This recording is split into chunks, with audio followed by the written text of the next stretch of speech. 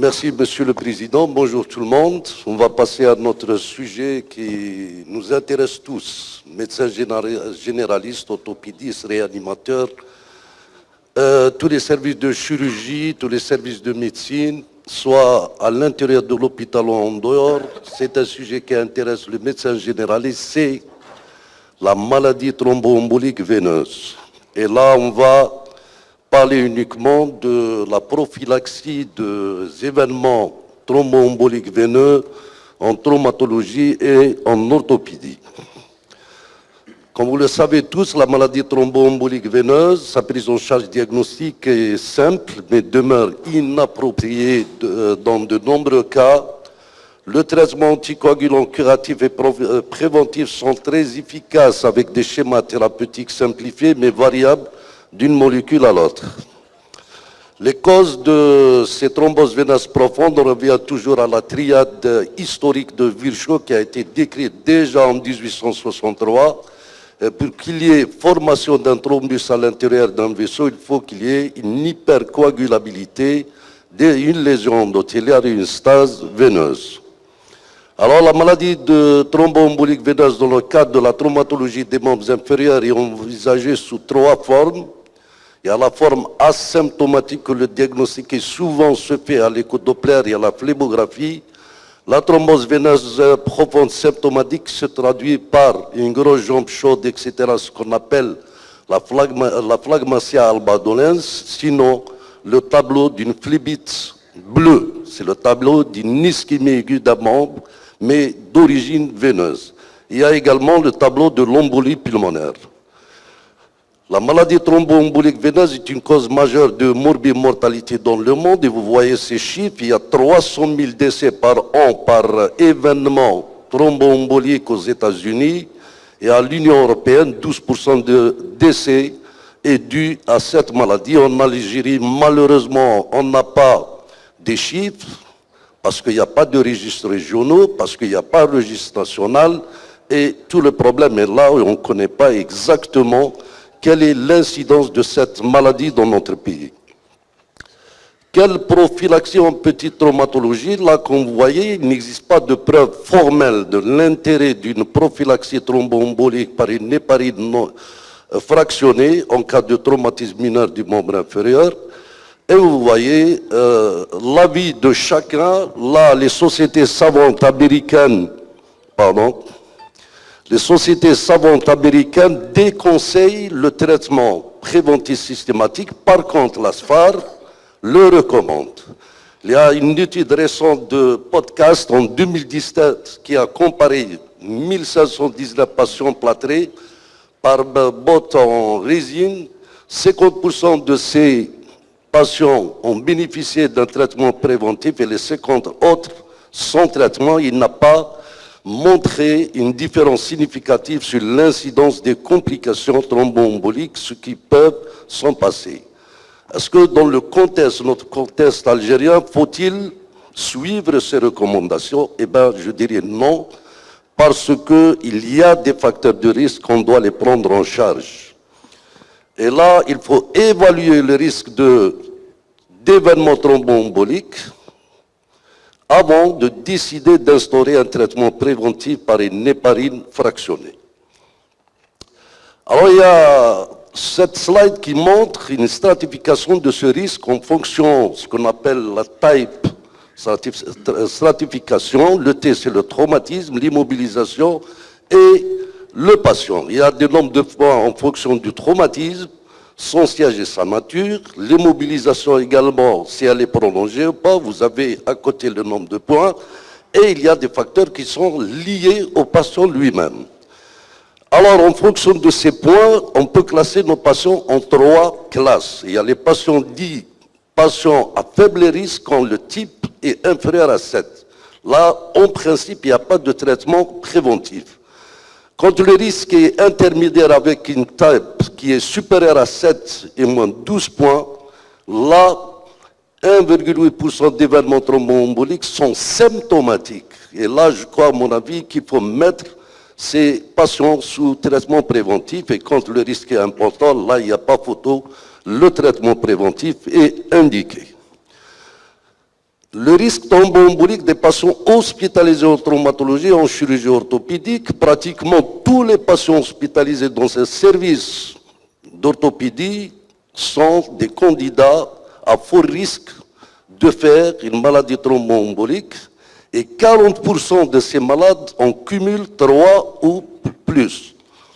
Depuis très longtemps, ce risque thromboembolique, surtout, il se voit quand il s'agit d'une chirurgie majeure, prothèse de hanche, sinon prothèse du genou, chirurgie de la fracture de la hanche, le polytraumatisme, et même les traumatismes minimes sont fractures. Et donc, ce qu'il faut retenir, que la prophylaxie est recommandée dans ce type de chirurgie et réduit le risque de maladies veineuses thromboemboliques dans la chirurgie orthopédique majeure de 60% sans traitement préventif à 10 voire 30% chez les malades qui ont été mis sous prophylaxie. Quand on met ces malades sous traitement préventif, est-ce qu'il y a un risque de développer une TVP? Eh bien, je dirais oui, parce qu'il y a 1,3% à 10% font des thromboses ou d'événements thromboemboliques après la chirurgie. Les risques thromboemboliques des patients non ambulatoires, traumatisme ostéo-articulaire et tendineux distaux, c'est-à-dire sous le genou, sous-gonal, et vous voyez, en fonction du type de la lésion et sa localisation, ce risque relatif, il est entre 2,6 voire 22,5. Ça, c'est des études, la première étude de Thomas et Van Kampen sur 381 patients qui avaient des traumatismes du membre inférieur traités par immobilisation plâtrée, 1,84% présentaient un événement thromboembolique symptomatique.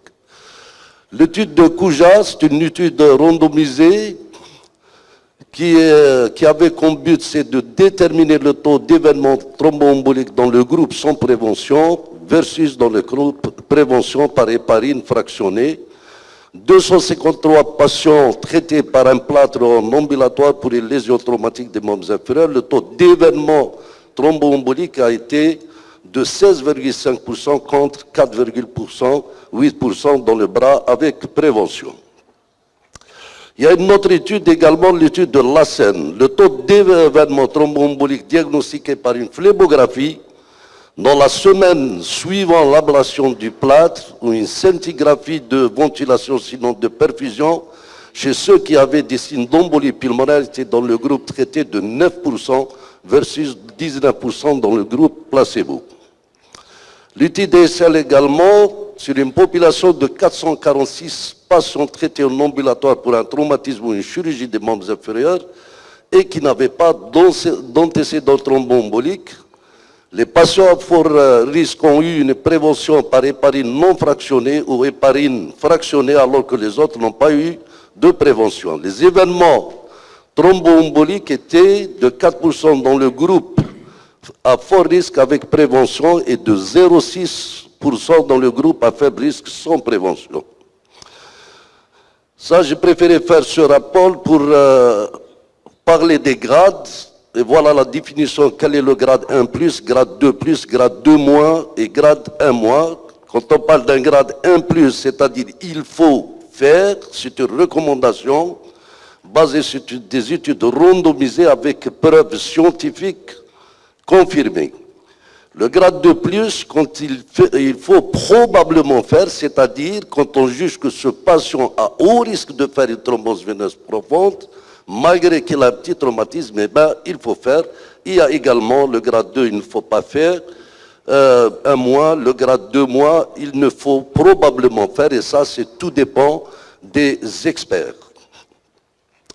Alors que cette slide nous montre dans la chirurgie orthopédique et traumatologique, quand il s'agit d'un traumatisme ou d'un geste au-dessus du genou, tel que le traumatisme du plateau tibial, le polytraumatisme sévère, la fracture de la hanche, la PTH et la PTG, vous voyez le risque de thrombose veineuse profonde diagnostiqué à la phlébographie à J16, J14, et vous voyez que le risque est vraiment important de varier entre 30 et 60% des cas.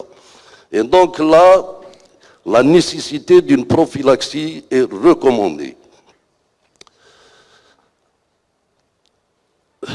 La prévention physico-mécanique, des fois quand on parle des héparines d'une manière générale, il y a des cas où il y a des malades qui posent des contre-indications absolues à ces médicaments.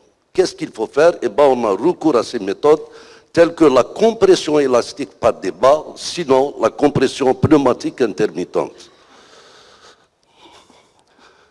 La prévention maintenant médicamenteuse, le principe directeur de l'utilisation des antithrombotiques est d'évaluer le bénéfice antithrombotique face au risque hémorragique pour chaque patient. La plupart des anticoagulants développés dans la prévention de la thrombose veineuse profonde agissent au niveau de la thrombine, c'est le facteur 2A, soit directement en bloquant de façon réversible ou réversible le site actif, soit indirectement en freinant sa génération par inhibition de l'action des facteurs impliqués dans la cascade de la coagulation. De nouveaux mécanismes d'action sont en cours d'exploration, l'interaction avec facteurs tissulaires et ou facteurs 7 activés, et également l'amplification des mécanismes antithrombotiques naturels. Voilà ce qu'on a comme médicaments en Algérie. On a les héparines fractionnées, et là j'ai mis l'énoxaparine, l'Ovenox et autres, comme l'Inwep, et les anticoagulants oraux directs. On avait un médicament, le Xarelto, maintenant il n'est plus, et les héparines non fractionnées. L'héparine à dose prophylactique élevée par l'énoxaparine en traumatologie.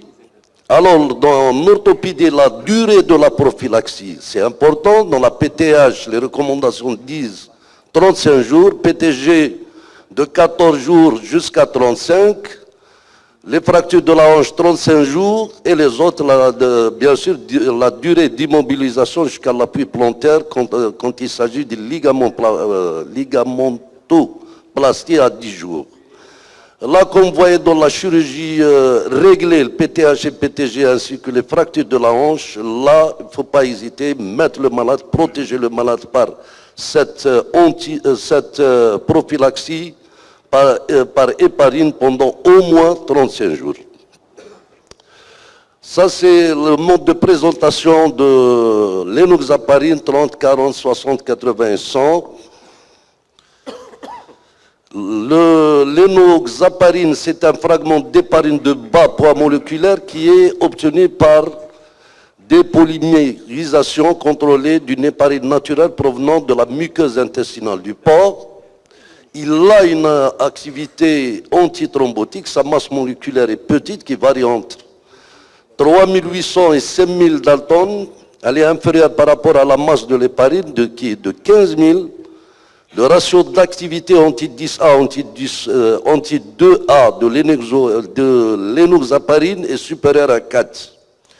En raison de sa masse moléculaire qui varie entre 3800 et 5000, la molécule d'énoxaparine est trop petite pour se lier simultanément à la thrombine et en même temps à l'antithrombine 3, principal facteur anticoagulant dans le sang. Et ça, c'est le point fort de cette héparine fractionnée.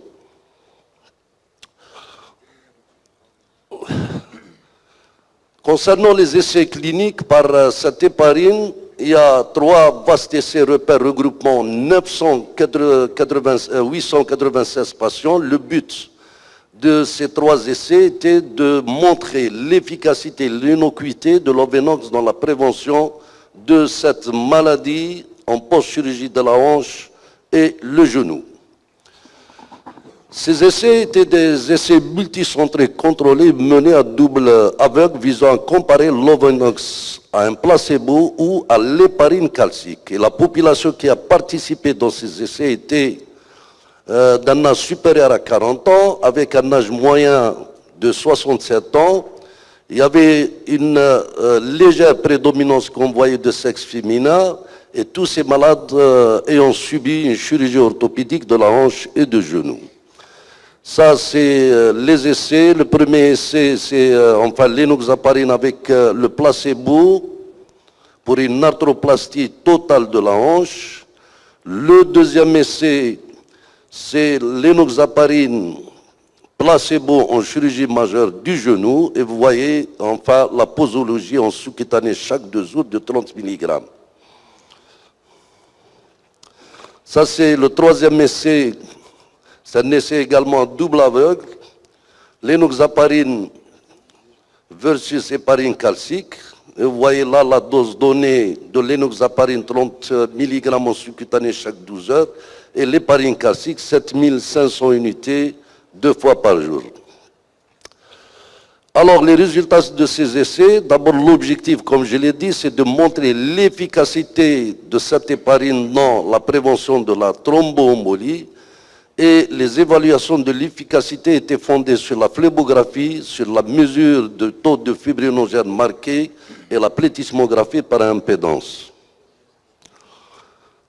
Alors, l'arthroplastie totale de la hanche, le traitement post-opératoire par l'Ovenox administré par voie sous-cutanée à raison de 30 mg 2 fois par jour a réduit de manière significative la fréquence TVP comparativement au placebo 10% versus 46%. Chez les patients ayant subi une chirurgie programmée de la hanche, la fréquence TVP dans le groupe Lovenox a été moins élevée que le groupe héparine calcique, 17% versus 19% respectivement. Et chez les patients ayant subi une chirurgie majeure du genou, l'administration de Lovenox à raison de 30 mg 2 fois par jour a réduit de manière significative la fréquence de la thromboembolie veineuse comparativement au placebo. Un mot sur la prophylaxie prolongée de la TVP, dans le traitement de la TVP à la suite d'une chirurgie de remplacement de la hanche.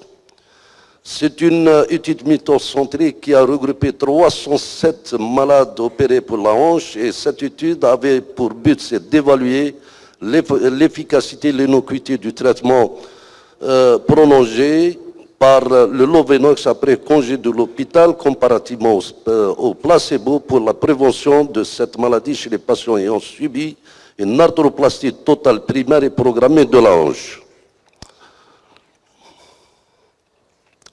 Alors, les résultats de l'essai, la prophylaxie prolongée par l'Ovenox administrée par voie sous-cutanée, à raison de 40 mg une fois par jour. Ça, c'est la prophylaxie prolongée, c'est-à-dire jusqu'à 35 voire 40 jours. 40 mg une fois par jour a permis d'obtenir une réduction cliniquement et statistiquement significative de l'incidence de la thromboembolie veineuse comparativement au placebo. Pas d'embolie pulmonaire dans le groupe recevant l'Ovenox, alors qu'un patient du groupe recevant le placebo a souffert à la fois d'une thrombose veineuse profonde et d'une embolie pulmonaire.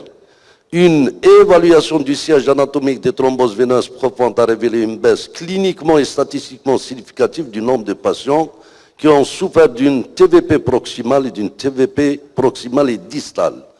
La baisse était légèrement moins marquée chez les patients n'ayant souffert que d'une thrombose veineuse distale, mais était cliniquement manifeste. Alors, un mot sur l'insuffisance rénale et les héparines fractionnées. Là, je parle de l'Ovenox, il y a une adaptation empirique de posologie de l'Enoxa, réduit les risques de saignement. Une méta-analyse, comme vous voyez, de Hamilton, Ontario, elle a fait le point sur le risque hémorragique des héparines à bas poids moléculaire chez les insuffisants rénaux. À la lumière de 18 études, il apparaît que le risque hémorragique est presque triplé chez les patients ayant une clairance de la créate inférieure à 30%, à 30 ml par minute par rapport aux sujets normaux rénaux.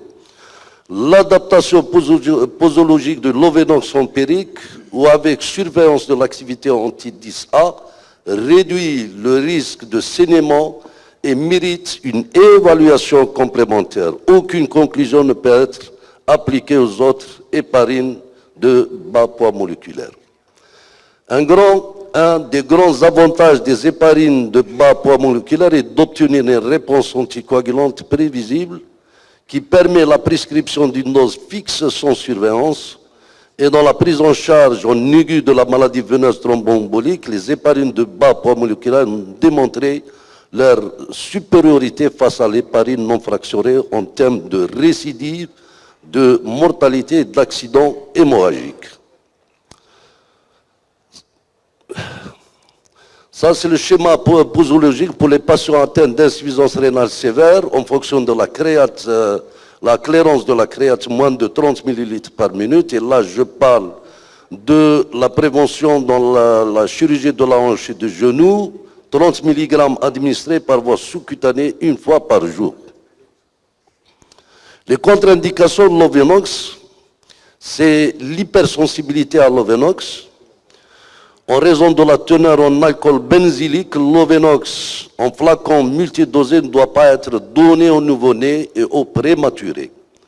Antécédents documentés ou soupçonnés de thrombocytopénie immunitaire de l'héparine, ce qu'on appelle la TIH,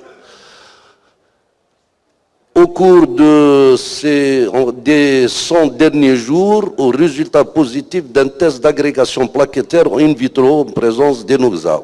Et également, la contre-indication également absolue, c'est l'endocardite bactérienne aiguë ou subaiguë.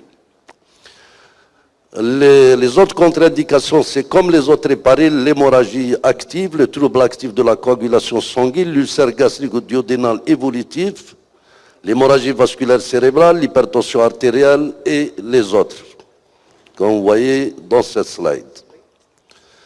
Quelques particularités de l'Ovenox ne peut pas être substitué unité par unité à l'héparine non fractionnée, ni à une autre héparine de bas poids moléculaire parce que le processus de fabrication, la distribution de la masse moléculaire, les activités anti-10A et anti-2A, les unités et le dosage de l'Ovenox et de ses produits sont différents.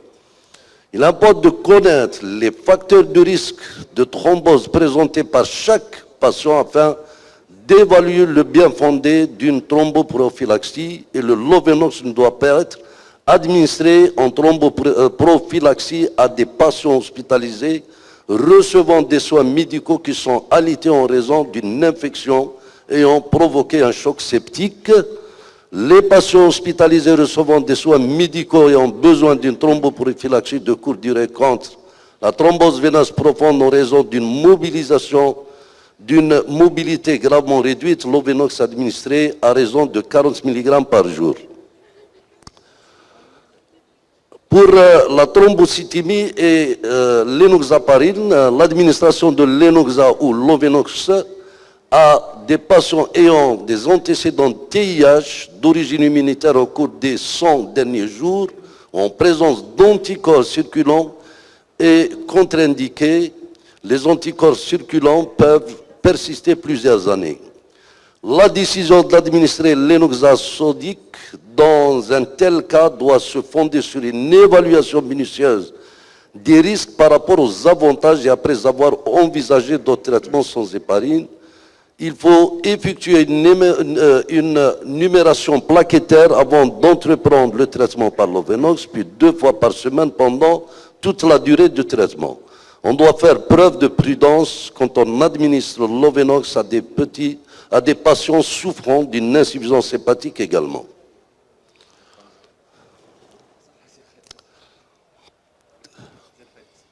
Je vous remercie.